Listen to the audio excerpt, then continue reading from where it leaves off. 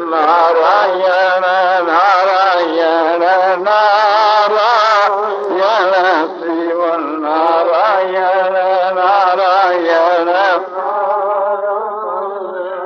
श्रीमन नारायण नारायण नारायण श्रीमन नारायण नारायण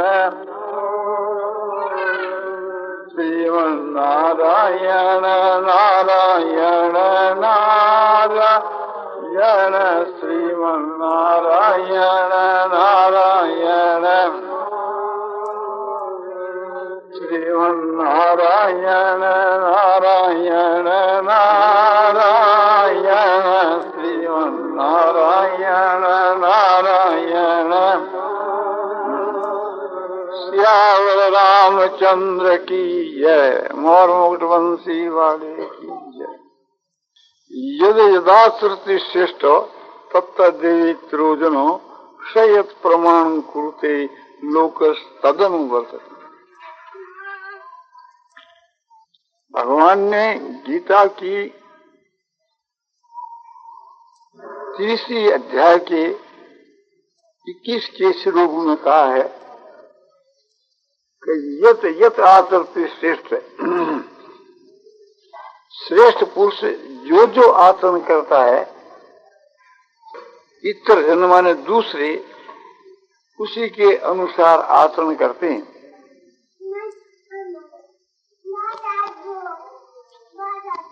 असयत प्रमाण कुरुते, और वह श्रेष्ठ पुरुष जिस बात को प्रमाणित कर देता है कि मैं इस बात को मानता हूं, इसको नहीं मानता, उसी के अनुसार लोग ऐसो आप बरतते हैं ना, आचरण करते हैं।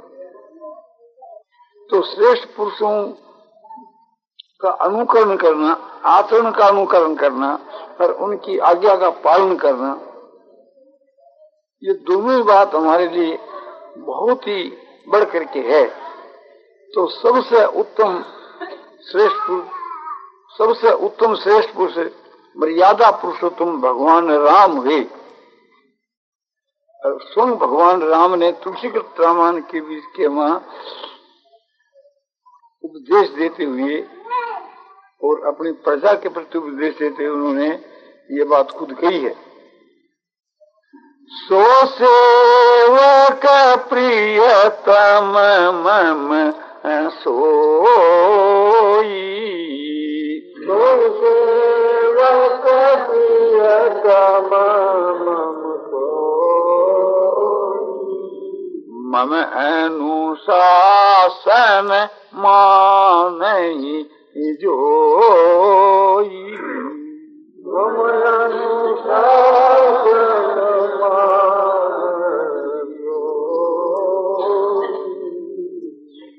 सो माने वह, वही मेरा सेवक है और वही मेरा प्रियतम प्यारा है। कौन?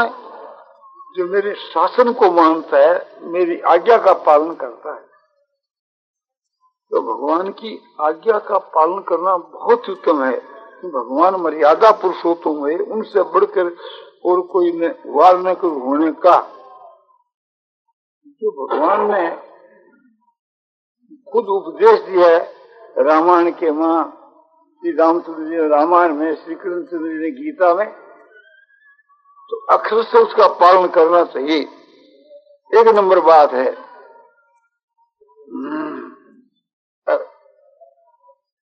उनका जो उत्तम जो आचरण वो करना चाहिए। हर एक काम के बीच के वहां सबसे बढ़कर के मर्यादा पुरुषोत्तम भगवान का बर्ताव है।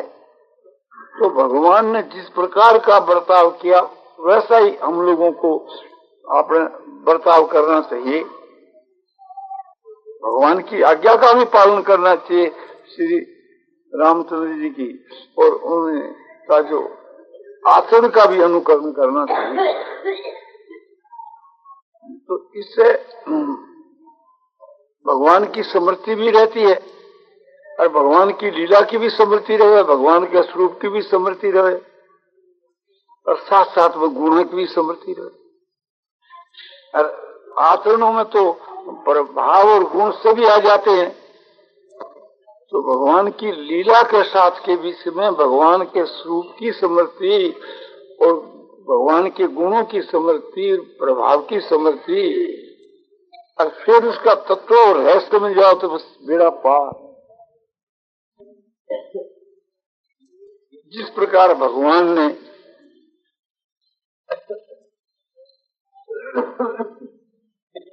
जनक नंदिनी सीता के साथ में जैसा व्यवहार किया, इसी प्रकार का व्यवहार हम लोगों को अपनी स्त्रियों के साथ में करना चाहिए। भगवान की सेवा के वास्ते सीता वन में जाना चाहती है, फिर भी भगवान सोचते हैं कि इनको वन में परिश्रम होगा, तो मैं अपने स्वार्थ के लिए, अपनी सेवा के लिए इसको क्यों साथ में ले जाऊं। तो भगवान ने इनकार कर दिया। किंतु फिर सीता का विशेष आग्रह देखा तो फिर भगवान साथ ले गए। तो हम लोगों को भी कहीं विदेश में जाना हुए और अपनी स्त्री को उसमें कष्ट होता हुआ तो उसको साथ में नहीं लेना, और यदि उसका फिर विशेष आग्रह है तो उनके सुख के लिए, उनकी प्रसन्नता के लिए ले लेना, किंतु अपने आराम के लिए नहीं। ये बात अपने सीख ली भगवान के बर्ताव से। इसी प्रकार से कि भगवान जब वन में जाने लगे तो लक्ष्मण जी ने कहा मैं भी आपके साथ चलूंगा। भगवान ने प्रथम तो इनकार कर कि भैया तुम यहां ही रहो, माता पिता की सेवा करना ये नीति है, धर्म है। तो लक्ष्मण जी ने कहा नीति और धर्म का उपदेश तो उनको देना चाहिए जो संसार के बीच के हम भोग जावे और अपने समझो कि कीर्ति चाहे, विभूति चाहे, कीर्ति चाहे, उनको धर्म का उपदेश देना चाहिए। और मैं तो आपका सेवक और प्रेम से पाला हुआ एक हूँ, तो साथ ही रहना चाहिए, त्याग नहीं करना। भगवान ने सब प्रकार से देख लिया कि इनको नहीं ले जाओगे तो उनको दुख होगा। तो लक्ष्मण के संतोष के लिए भगवान ने लक्ष्मण को साथ में लिया, अपने आराम के लिए। लक्ष्मण तो जाता है भगवान की सेवा के लिए, और लक्ष्मण की माँ जो लक्ष्मण को भेजती है सो राम की और सीता की सेवा के लिए। किंतु भगवान जो उनको साथ लेते हैं अपने आराम के लिए नहीं। इसी प्रकार से थी कहीं हम बाढ़ में जावें और हमारे भाई लोग कोई साथ में जाना चाहे तो अपने आराम के लिए उनको साथ में नहीं लेना, उनके संतोष के लिए लेने में कोई दोष नहीं। और उनको यदि साथ में नहीं लेना तो दुख होता है तो जरूरी लेना, अपने किसी के दुख में हेतु नहीं बनना। इसी प्रकार से भरत जी महाराज जो है भगवान के पास वन में गए और हर एक प्रकार से यह कोशिश करी कि भगवान राज करे और मैं उनका सेवक होकर, किंतु भगवान ने इस बात को स्वीकार नहीं किया, क्योंकि उसमें अपना स्वार्थ है और पिता की आज्ञा का पालन करना अपना जो परम धर्म है उसमें भी कमी आती है। ये सोच करके भगवान भरत को साथ में लेना स्वीकार नहीं किया। इसी प्रकार से थी जहाँ अपना स्वार्थ सिद्ध होता हो उस जगह के बीच के वहां वो बात स्वीकार नहीं करता, वहां विशेष स्वार्थ सिद्ध होता था और बदले में भरत को तकलीफ होती थी। सीता को और लक्ष्मण जी को जो भगवान साथ में ले गए तो उनको कोई तकलीफ नहीं थी, भगवान के साथ में उनको आनंद ही था। और भरत को तो साथ में तो नहीं ले जाना था। एक प्रकार से भरत कहते थे कि हम और शत्रुघ्न दोनों वन को चले जाएंगे और आप जो है सो अयोध्या को लौट जाइए। तो भगवान ने समझा ये बात ठीक नहीं, माता पिता की आज्ञा का भी उल्लंघन, और सो भी अपने स्वार्थ के लिए। इस प्रकार से भी व्यवहार करना चाहिए। जैसे भगवान श्री रामचंद्र जी ने अपने भाइयों के साथ में व्यवहार किया, इसी प्रकार का व्यवहार हम लोगों को अपने भाइयों के साथ में करना चाहिए।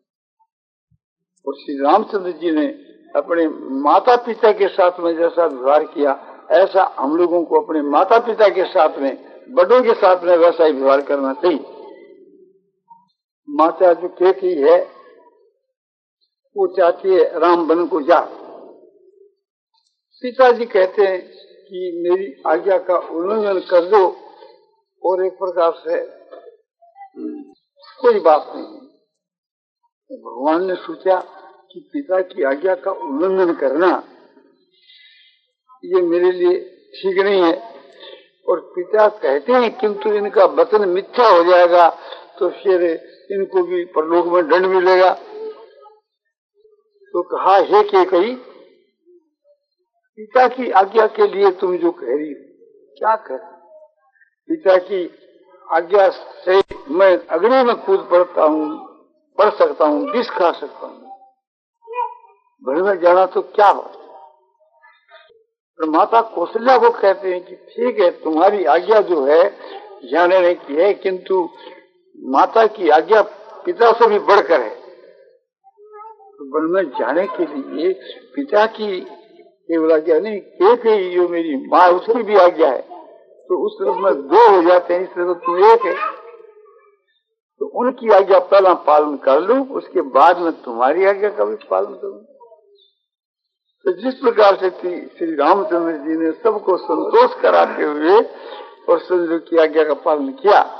माँ ने कहा कि बेटा तू कहते कि वन में जाने की राह है तो तू बेशक वन में जा, देवी देवता एक प्रकार तेरी रक्षा करें और तुम सुख पूर्वक ऐसो वन में जाओ। तो भगवान राम एक बड़ा प्रेम से वन में गए। तो माता पिता की आज्ञा का पालन भगवान राम ने जैसा किया वो नमूना है, और अपने मित्रों के साथ में कैसा व्यवहार करना चाहिए ये भी भगवान राम से सीखना चाहिए कि पहला अपने मित्रों का उपकार कर करके और फिर उनसे काम लेना चाहिए। सुग्रीव जो सो भगवान के मित्र बने अग्नि की साक्षी से, तो पूछा भी अब तुम्हारे को कौन बात की तकलीफ है, तो सुग्रीव ने अपनी तकलीफ बतलाई। तो भगवान ने पहले ही प्रतिज्ञा कर दी, सुनो सुगारी वह मैं मारी हूँ बाली एक ही बान,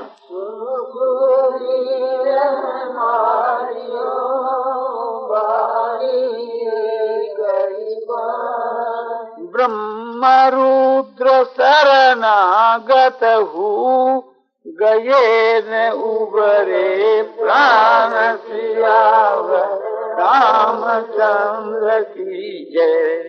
हे सुग्रीव तुम सुनो, मैं बाली को एक ही बाण से मार डालूंगा।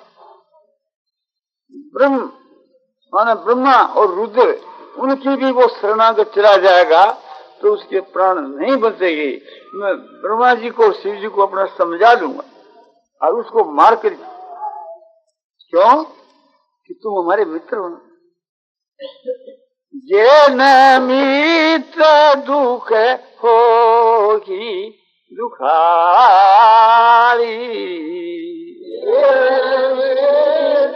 दुख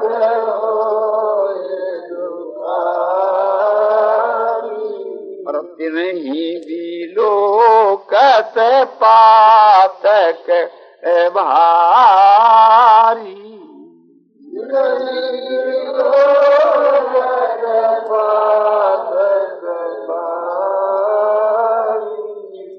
जो अपने मित्र के दुख को देख करके और दुखी नहीं होता है, होना तो चाहिए हर एक आदमी के दुख को देख करके दुखी, ये संत और महात्मा पुरुषों का स्वभाव है। तुलसीदास जी ने कहा कि भी संतों का कैसा स्वभाव होता है, और दुष्टों का कैसा होता है कि उन्होंने उदाहरण दिया कुठार और चंदन का। कुठारा चंदन को काटता है तो चंदन अपनी सुगंध उसमें बसा देता है, और दूसरे के दुख में जो दुखी और दूसरे के सुख में जो सुखी है, ये संतों के लक्षण है। और दूसरे के सुख से जो दुखी होता है और दूसरे के सुख से एक प्रकार से दुखी हुए और दूसरे के दुख से सुखी हुए, ये असंतों की लक्षण। तो संतों की तो ऐसी महिमा है। और भगवान यहाँ मित्रों की बात कह रहे, संतों की बात तो और ऊंची है। भगवान कहते हैं कि जो अपने मित्र के दुख को देख करके दुखी नहीं होता, वह ऐसा पापी है कि उस पापी का कोई दूसरा दर्शन करे तो वो भी पाप का भागी हो जाए, ऐसा पापी है। तो इस प्रकार से मित्रों के साथ में व्यवहार करना चाहिए। अपना जो दुख है उसको तो विसार देना चाहिए और अपने मित्र के दुख को समझो कि अपने काम में लेना चाहिए, उसका नाप तोल बताते हैं।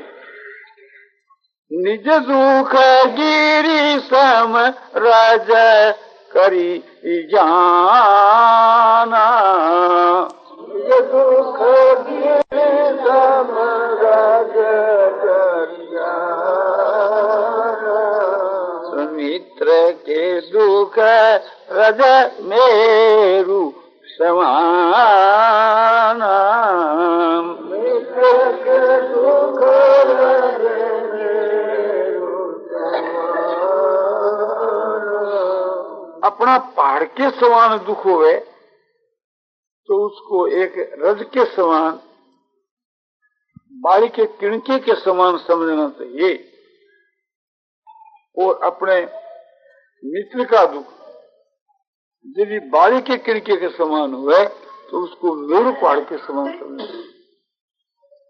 भगवान का ये कहना है कि सीता का दुख मेरे कोई कम नहीं है, वो मेरे लिए पहाड़ के समान है, किंतु उसको मैं गरज के समान समझता हूँ। और ये बालिका और सुग्रीव का बैर होकर के जो सुग्रीव को जो दुख है वो तो एक हमारे लिए किणके के समान है, एक ही बाण का काम है, उसको मैं पहाड़ के समान समझता हूँ। तो जिसको मैं पहाड़ के समान समझता हूँ वो काम मैंने पहला करना चाहिए। इसलिए प्रतिज्ञा की कि मैं बाली को एक ही बाण से मार डालूंगा। पर सीता को जब भगवान लौट कर वापिस लाएंगे वहां एक बाण से काम नहीं चलेगा, वह तो हजारों बार चलाने पड़ेगी। और केवल अकेले भगवान नहीं, सारी सेना को साथ में लेकर के रावण से लड़ना होगा, क्योंकि वो जो मुकाबला है पहाड़ के समान। तो भगवान ने अपने पहाड़ के समान जो दुख है उसको तो भुला दिया और अपने प्यारे मित्र का जो मामूली जो दुख था उसको पहाड़ के समान समझ करके पहले उसका काम किया, बाली को ऐसा मार डाले। और जो आदमी सामने तो मुंह स्वाति बात करे और परपुट के बीच के उसको घात कर दे, तो ऐसा जो दुष्ट पुरुष है एक प्रकार से कि उनसे तो दूर ही रहना चाहिए। और भगवान कहते हैं कि अपना जो मित्र है और उस पर आपत्ति आ गई तो उस वक्त में उसके साथ में 100 गुना प्रेम करना चाहिए। तो अब सुग्रीव के ऊपर आपत्ति आ गई, बेचारा मारा फिरता है, ऐसे ऋषिमुख पर्वत के ऊपर लुक करके रहता है, यहाँ वो आ नहीं सकता सांप भय से। तो इस समय में इसके साथ में हमको 100 गुना प्रेम करना चाहिए। ये उनकी नीति है और ये उनका बर्ताव है, ये कहन है। आपत्ति काल कर सत गुण अनेहा,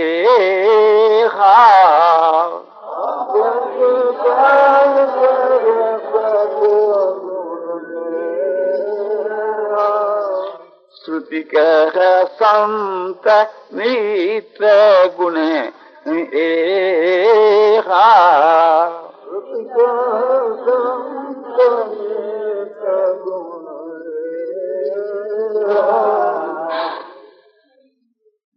श्रुति कहती है संत जो मित्र होते हैं उनके ऐसे गुण हैं क्या कि अपने मित्र में आपत्ति आ जाए तो उसे 100 गुना अधिक प्रेम करते। ये सब बात कह करके और भगवान ने श्रेष्ठ के बीच के वहां निश्चित कह दिया कि तुम कोई बात की चिंता मत करो। सखा सोच त्याग बल मोरे, सखा सोच त्याग बल मोरे, सब विधि घटव काज में तोरे,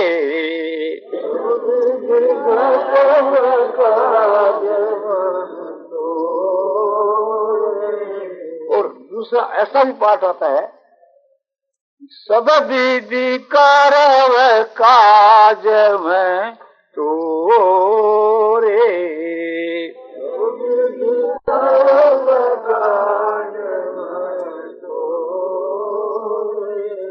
हो सके मेरे बल के भरोसे पर तुम अपने शोक का त्याग करो। मैं सब विधि सब प्रकार से तुम्हारा कार्य सिद्ध करूंगा, इस लोक और परलोक। बाली को मारना इस लोक का कार्य सिद्ध करना, संसार सागर से उद्धार कर देना ये परलोक का कार्य सिद्ध। तो भगवान श्री रामचंद्र जी ने जिस प्रकार का व्यवहार सुग्रीव के साथ में किया, ऐसा ही व्यवहार अपने मित्रों के साथ में करना चाहिए। और जो अपनी शरण आ जाता है उसके साथ में कैसा व्यवहार करना चाहिए। जैसे श्री रामचंद्र जी ने और विभीषण के साथ में, विभीषण शरण आ गया तो शरणागत के साथ में कैसा व्यवहार करना चाहिए। वहाँ सुग्रीव आदि मित्रों के साथ में भी आपने बहुत उच्च कोटि का व्यवहार राम कर रहे हैं। और विभीषण के साथ में जब विभीषण भगवान की शरण आया तो बंदरों ने आकर के खबर दी कि रावण का भाई विभीषण आपकी शरण आया है, आपसे मिलना चाहता है, क्या आज्ञा है। बोले अभी आकाश मार्ग से आया तो आकाश में अभी तो रुका हुआ है ही। तो मुख्य मुख्य सुग्रीव आदि बांदरों को इकट्ठा करके पूछा, क्यों भैया ऐसे मौके में क्या करना चाहिए। सागिर उनकी परीक्षा हो रही है, सागिर उनको दीक्षा दे रहे भगवान राम। तो सुग्रीव प्रमुख बांदरों ने कहा, देखो आप हमारी राह ले तो आपको कहते हैं ये एक तो अपने दुश्मन का भाई और फिर जाति का राक्षस। तो राक्षस जो होते हैं ना बड़े माया भी होते हैं, ये अपनी माया कर देते हैं। दूसरी बात यह है कि बलवान भी होते हैं और धोखाबाज होते हैं। इन सब बातों को सोच करके मेरी तो यही राय है कि इसको बांध करके कैद कर लो। भगवान कहते हैं सुग्रीव को, बोलो वाह तुमने जो राय दी बड़ी अच्छी राय दी, जैसी राय मित्रों से मिलनी चाहिए ऐसी तुम्हारे से राय मिली, और तुमने भी राय मित्रों को जो उचित राय देनी चाहिए वैसी दी। साथ में ये बात कही कि राक्षस माया भी होते हैं, सो एक प्रकार से ठीक है, किंतु मेरे सन्मुख क्या माया आ सकती है। सूर्य के सन्मुख क्या कभी अंधकार जा सकता है। तो वो बात मृदु भाव से प्रेम भाव से अपना प्रभाव दिखलाते हुए उस बात का निराकरण कर दिया। और बोले तुम कहते हो कि वो राक्षस बलवान होती हैं, तो मेरा भाई जो लक्षण जो है समझा इतना बलवान है कि क्षण मात्र में सब राक्षसों को मार। मन इसके लिए भी कोई भय नहीं करना चाहिए। और मेरे एक नियम है कि यदि ब्रह्म त्याग करके भी मेरी शरण आ जाए तो मैं उसका त्याग नहीं कर सकता। और वाल्मीकि में दिखलाया कि जो कोई वचन मात्र से भी यह बात कह दे वह, भगवान राम कहते हैं कि कोई वचन मात्र से मुझको कह दे मैं आपका हूं, तो उसको मैं अभय मान देता हूं। हनुमान जी तो भगवान के तत्व को समझते थे कि ठीक है, भगवान की तो एक प्रकार से आज्ञा होगी, सम्मति होगी, ले आए भविष्ण को। अब भविष्ण को तो ले आए, तो पहला भविष्ण को कुछ दे करके उससे काम लेना। बोले समुद्र का जल लाओ, जल मंगा करके उसके राज तिलक कर दिया कि लंका का राज है सो तुम्हारे को दिया गया। अब ये अपने कब्जे में नहीं है, अपने भगवान जानते हैं कब्जे में तो आ रहे हैं, तो पहले दे दे इसको। तो राज तिलक कर दिया। अरे फिर सबको उसको लंकेश कहने लगी, बिना लंका का राज मिले ही भगवान दे दिया ना, अब रोकने वाला को। तो भगवान का क्या चल हुआ? जो भगवान का पहले उपकार कर देता है उसके उपकार को तो भगवान भूलते ही नहीं। जैसे जटायु ने सीता को लेकर के जब रावण जा रहा है तो रावण के साथ में घोर युद्ध किया, और समझो कि रावण ने उसको काट करके गिरा दिया। मरने के समय में जो श्वास आ रहा है उस समय में भगवान राम पहुंचे और उनकी सारी बात सुनी।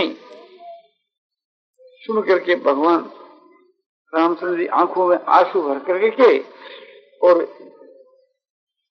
अपने जटायु को गोद में लेकर के और उसकी धूल झाड़ी अपनी जटा से,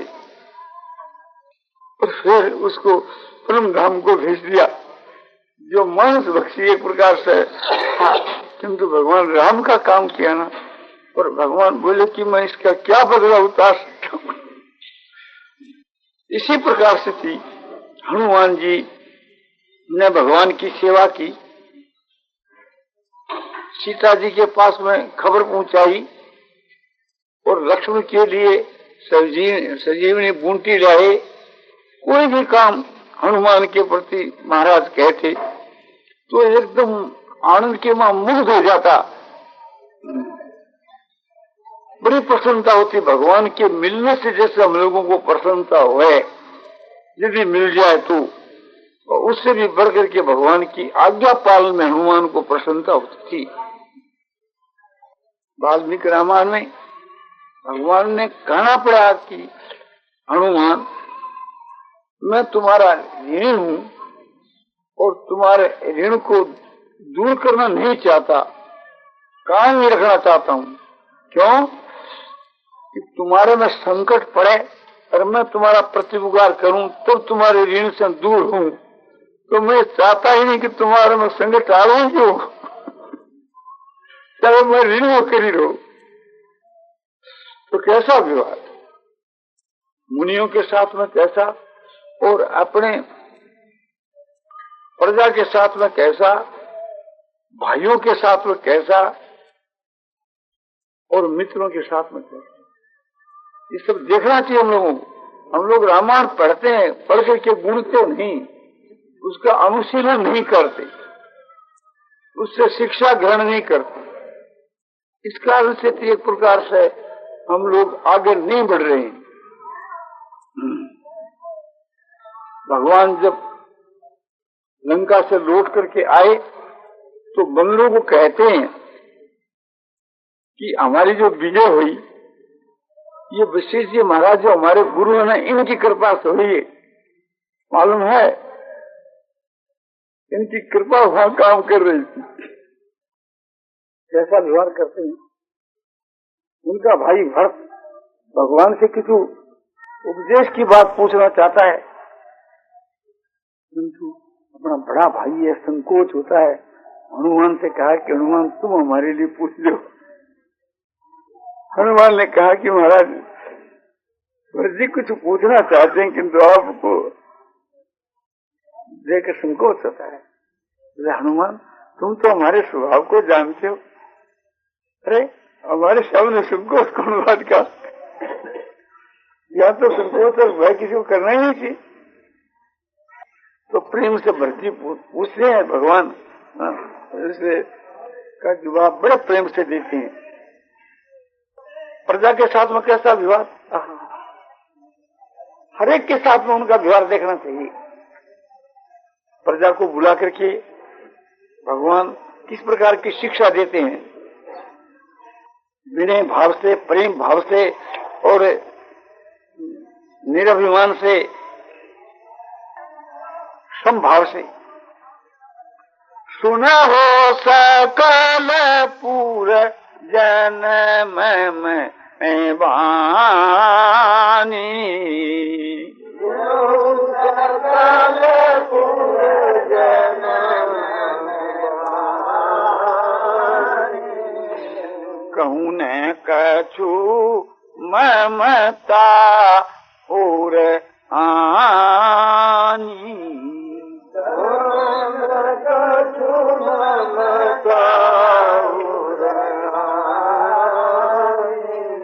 हे सकलपुर के वासी जनों, मेरी वाणी को सुनो।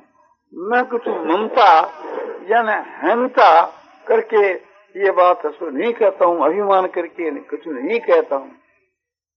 नहीं अनीति नहीं कछु प्रभु ताई,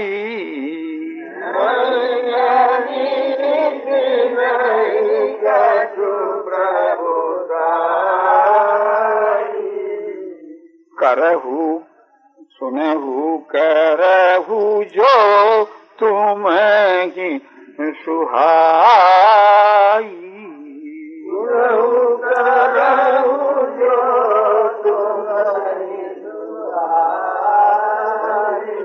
हे सकलपुर के वासी जनों, मैं न तो कोई अनीति की बात कहूंगा, कोई अन्याय की बात नहीं कहूंगा, और न कोई प्रभुता की बात कहूंगा कि मैं ईश्वर हूँ, मेरी बात माननी पड़ेगी, या मैं राजा हूँ तो आपको मेरी बात माननी पड़ेगी। पद का जो अभिमान है, अधिकार का जो अभिमान है, उसे को लेकर के कोई बात मैं आप लोगों को नहीं कहूंगा। और आप मेरी बात को सुनो और आपको सुहावनी लगे, आपको वो बात अच्छी मालूम देवे, तो उसको काम में लाओ। ये नहीं कि तुमको काम में लानी पड़ेगी हमारी बात। अरे जो अनीति कछु बांखूं भाई,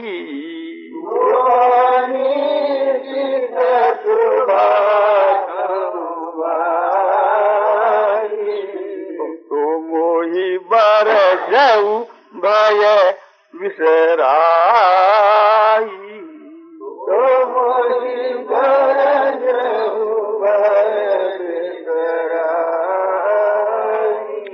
मैं अनित्य की बात कहूंगा नहीं, ये तो मैं प्रतिज्ञा कर ही चुका।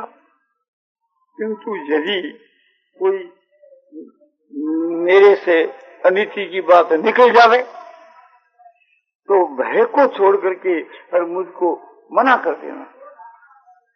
इसमें मन में कोई बात का भय नहीं करना, भय का त्याग कर करके और मुझको उसको मना कर।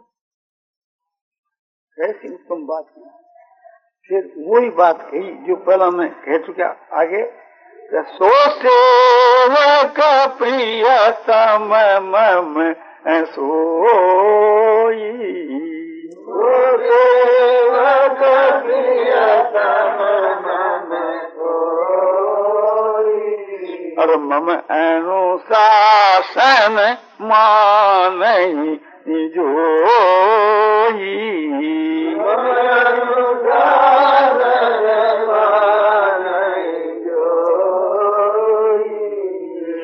मैं राजा हूँ और शासक हूँ, इसलिए जो कोई मेरे शासन को माने, मेरी आज्ञा का पालन करे, तो वो मेरा सच्चा सेवक है और मेरा प्रियतम है। एक तो होता प्रिय, एक हुआ प्रियतर और एक हुआ प्रियतम।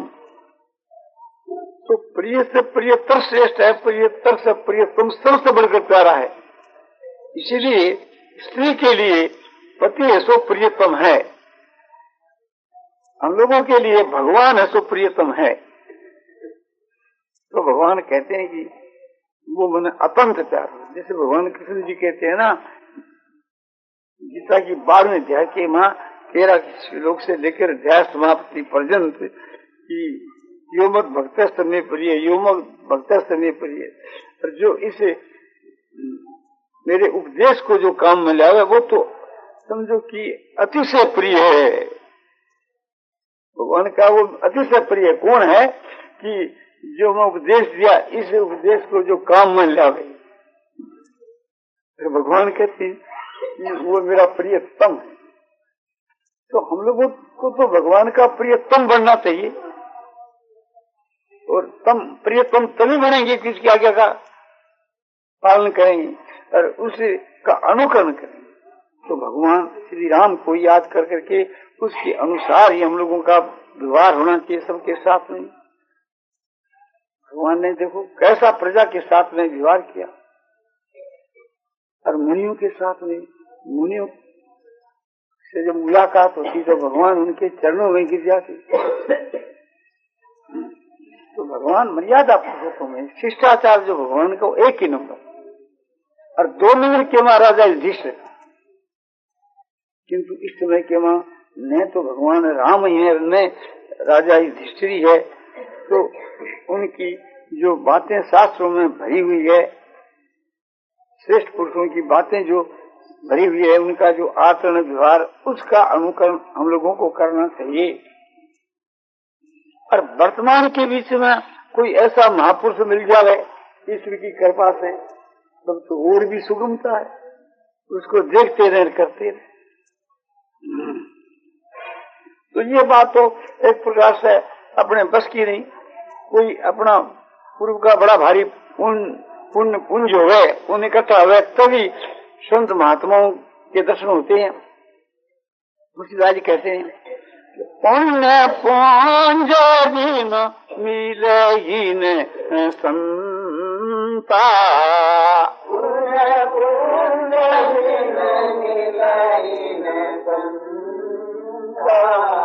सत्संगति संस्कृति कर अंता।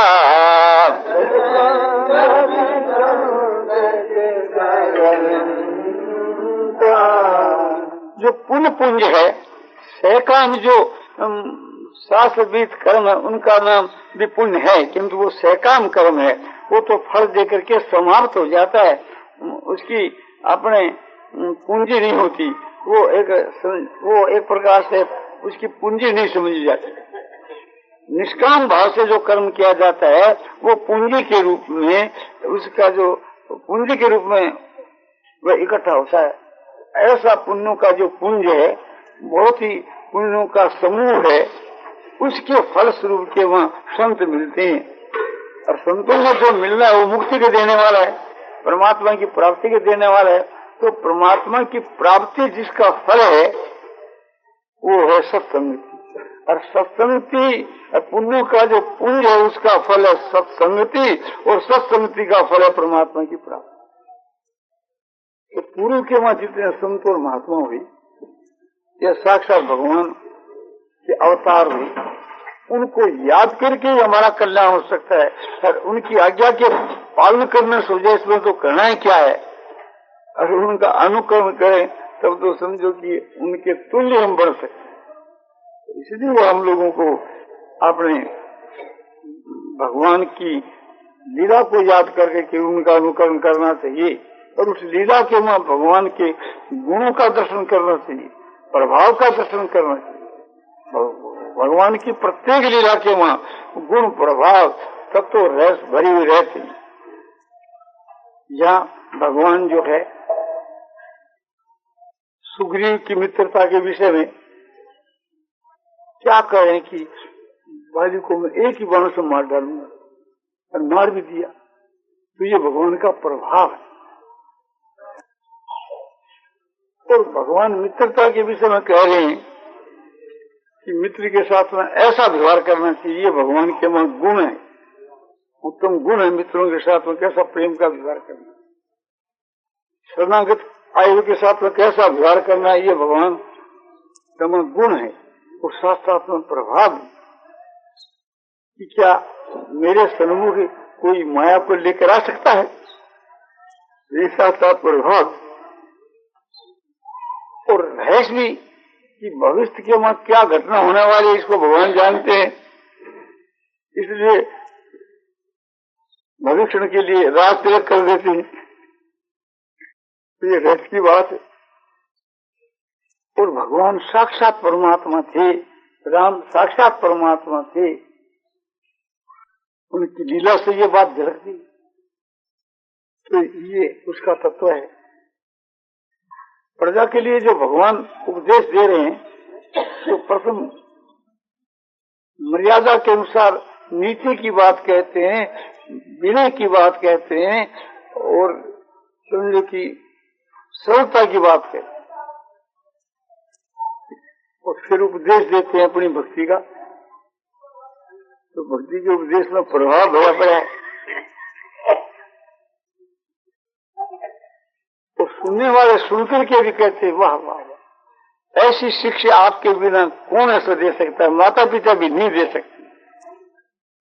और प्रजाजन ऐसा कह रही है भगवान को बदले में, स्वार्थ मीत सकल जग माही, स्वार्थ मीत सकल जग माही, अब सपने हो प्रभु परमारथ नाही, सपने हो प्रभु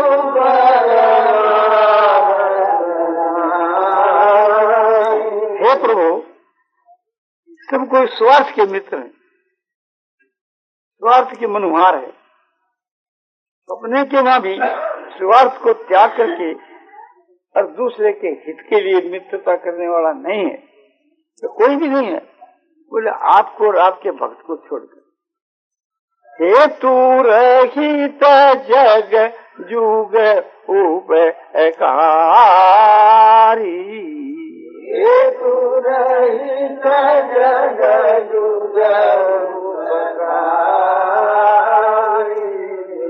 तुम तुम्हार सेवक असुरारी,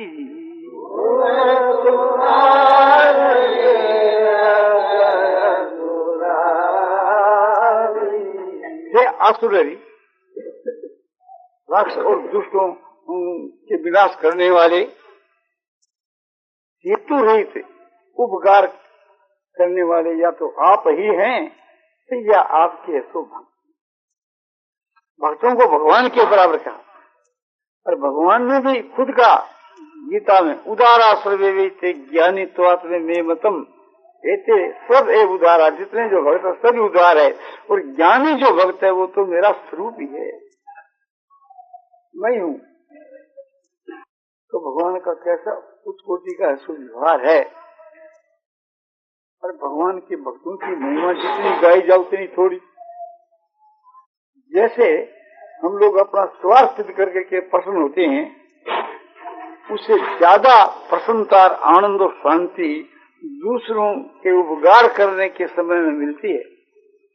दूसरों की प्रसन्नता में जो प्रसन्नता होती है वो चीज दामी होती है। इसलिए जो गरीब है, अनाथ है, भूखे हैं, अपंग हैं, ऐसे आतुर पुरुषों की सेवा करने के वहां बड़ी प्रसन्नता होती है। आप कर कर देख लो, क्योंकि उसके चित्त में प्रसन्नता होती है और बेतार के तार की जो वो प्रसन्नता उसके बीच के वहां समझो कि अनेक गुणी होकर के उसके हृदय में प्रकट हो और वो मुग्ध होता रहता है सेवा। यदि ऐसी बात न हो तो सेवा बने कैसे? और उसमें भगवत बुद्धि करके वह सेवा करे तब तो फिर समझो कि भगवान की सेवा का जैसा उसको आनंद मिलता है। हम लोग निष्काम तत्वों को समझते नहीं है। यदि निष्काम तत्वों को समझ जावे और निष्काम भाव से, निस्वार्थ भाव से यदि एक प्रकार से लोक सेवा की जावे भगवत बुद्धि से, तो भगवान की सेवा, साक्षात भगवान की सेवा करने से जो सुख शांति मिले उससे बढ़ करके कैसो सुख शांति मिले। भगवान की प्राप्ति में जो सुख होता है एक प्रकार से, वो एक प्रकार से भगवान की प्राप्ति तो है ही, और साथ साथ के बीच में भगवान की सेवा भी। तो निष्काम तत्व को समझना, तो हम लोग जो कुछ काम करते हैं प्रत्येक में कार्य के बाद स्वार्थ रहता है। काम करने के पहले ही उसमें कल्पना करता है कि इसमें मुझको क्या मिलेगा, इसमें मुझको क्या लाभ है, इसमें मुझको क्या फायदा है। पहले अपना फायदा देखता है, फिर काम के मां प्रवृत्त होता है। तो ये तो शैतान कर्म है, ये तो स्वार्थ के लिए सारी दुनिया ही प्रवृत्त होती है। किंतु हर वक्त ये सोचता रहे कि इस मेरे काम से, इस मेरी क्रिया से संसार को क्या लाभ हो, दुनिया को क्या फायदा होगा, इसमें दुनिया का क्या हित होगा। जिसमें दुनिया का हित हो वही काम करना है, और वही भगवान का काम। और ये सोचता रहने कि एक प्रकार से कि मेरे इस क्रिया से भगवान की क्या सेवा हो, भगवान की सेवा से सेवा है। दिन रात ये सोचता रहे कि सब में भगवान विराजमान है और सबकी सेवा ही भगवान की सेवा है, तो मेरे द्वारा निस्वार्थ भाव से सेवा हुए, और जिसके मां ममता और अभिमान भी नहीं आवे, अहंकार भी नहीं आवे, वो विशुद्ध सेवा है। तो ऐसी सेवा भी क्या कभी मुझसे बन जाएगी क्या? तो ऐसा जो भाव है वो बड़ा ऊंचे दर्जे का। तो श्रेष्ठ पुरुष जो जो आसन करते हैं उसी के अनुसार हम लोगों को आसन करने चाहिए। श्रेष्ठ में 1 नंबर भगवान श्री रामचंद्र जी, और 2 नंबर के बीच में अच्छे महापुरुष। मैं कभी कभी समझो कि मंगलनाथ जी महाराज को याद करके और ऐसा विचार करता कि मैं भी उनकी माफक की सबके साथ में बर्ताव करूं, तो उनकी माफक तो नहीं किंतु कछु तो अच्छा होने लग जाता, उसमें खूब बुद्धि पैदा होती और सुझाव होता। ऐसे बहुत दफे भगवान श्री रामचंद्र जी को याद करके कि भगवान राम इस मेरे स्थान में होते तो यहाँ कैसा व्यवहार करते, वो याद करके अनुकरण करता तो मेरा सुधार होने लगा। तो इस प्रकार से कि सब कोई को ऐसा ही व्यवहार करना चाहिए। जो उत्तम पुरुष है उनके व्यवहार को याद करके उनका अनुसरण करना, अनुकरण करना, और जो मर्यादा पुरुषोत्तम जो भगवान है उनकी लीला को याद करके उनका अनुकरण करना, ये सबसे बढ़कर उनकी आज्ञा का पालन करना और उनके अनुकरण भी करना, ये दोनों ही हमारे कल्याण करने वाले सबसे बढ़कर की है। नारायण नारायण नारायण नारायण नारायण